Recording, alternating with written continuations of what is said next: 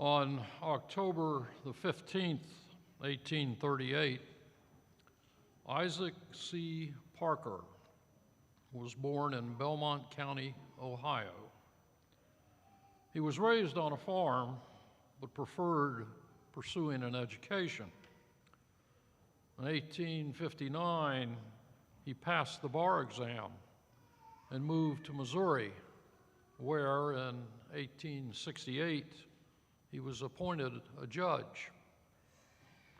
After serving 2 terms in the House of Representatives, President Grant appointed him to the federal court for the Western District of Kansas in 1875. The court was located in Fort Smith, Arkansas. Its jurisdiction covered western Arkansas and the Indian Territories, what we now know as Oklahoma. Judge Parker became the law west of Fort Smith.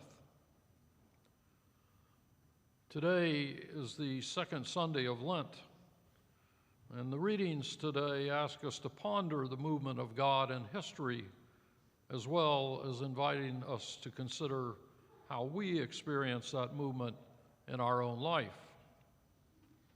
In the first reading, we hear the story of Abraham, his son Isaac, God, and sacrifice. God tells Abraham that he must sacrifice his son Isaac as a holocaust to God. And Abraham does not question God's command and sets out to obey. Only at the last moment does an angel from God stop Abraham. Within a week of arriving at Fort Smith, Judge Parker reorganized the staff and began the court term. 200 U.S. Marshals worked for Parker's court. They ranged the 74,000 square miles of the Indian Territories, apprehending wanted men who sought refuge there, hoping to avoid justice and Judge Parker. The court was in session 6 days a week from 8 a.m. until dark. Judge Parker would follow this routine for 21 years. During that first term, 8 men were found guilty of murder. 6 of them were executed. In the second reading, Paul poses a question to the Romans. If God would not spare his own son, but used him to break the power of evil in this world for our sake, shouldn't we be reassured that we will experience eternal life, resurrection, and the presence of God, just as Jesus does? During Judge Parker's time, capital offenses carried mandatory death sentences. In the years that Isaac Parker sat on the bench, 344 capital offenses came before his court. 161 were found guilty. 76 of those were executed. In the gospel today, Peter, James, and John witnessed the risen Christ in his transformed, resurrected state. It seemed that the apostles would be happy to remain with Jesus in this place of heaven. They even offer to build tents. But suddenly, only Jesus is there in his human form, and the window of heaven is closed.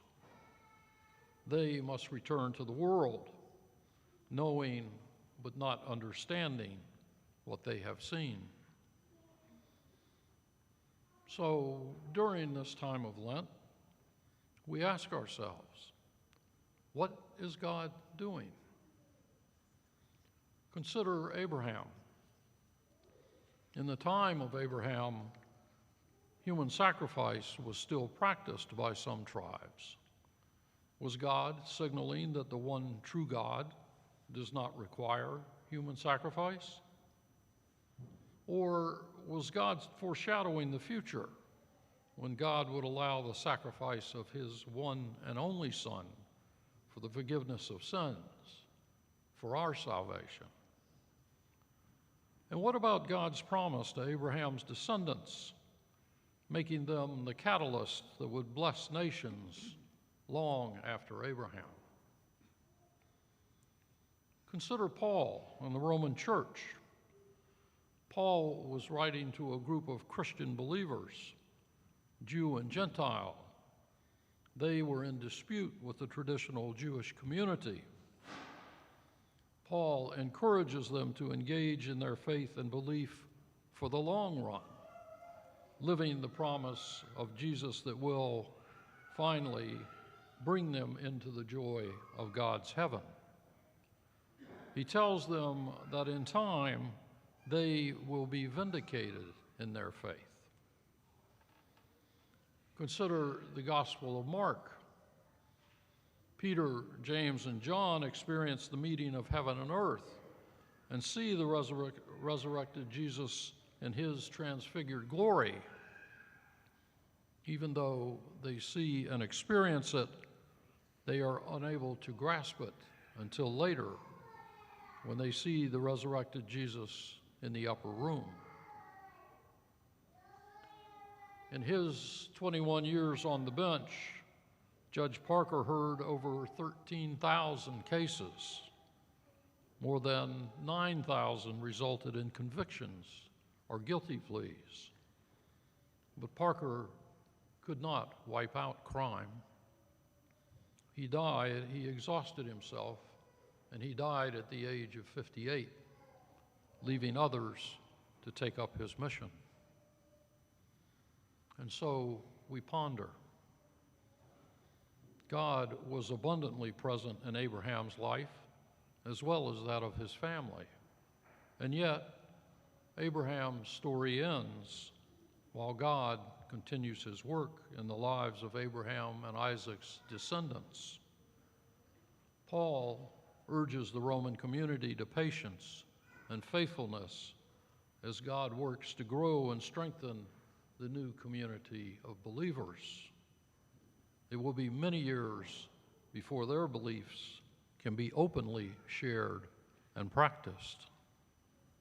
James, John, and Peter see the future joining of heaven and earth, but must wait to understand until God completes God's plan for salvation.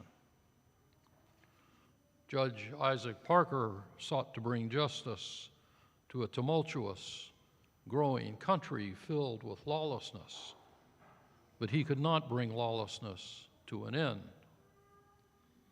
And so it is with us. Each of us has an allocated amount of time in this world. During that time, we work to be faithful to the Jesus that we follow. We use the gifts that we are given to love ourselves and our neighbors. We live in the imitation of Christ, having faith that by our example and works, others will be drawn to Jesus. But we will not finish God's work in our lifetime because it is God's work. What we may begin, others will complete. It is how God works. We are asked to be faithful, to live without fear, knowing that in doing so, our reward is secured in heaven as we contribute our part to God's work through his Son, Jesus Christ.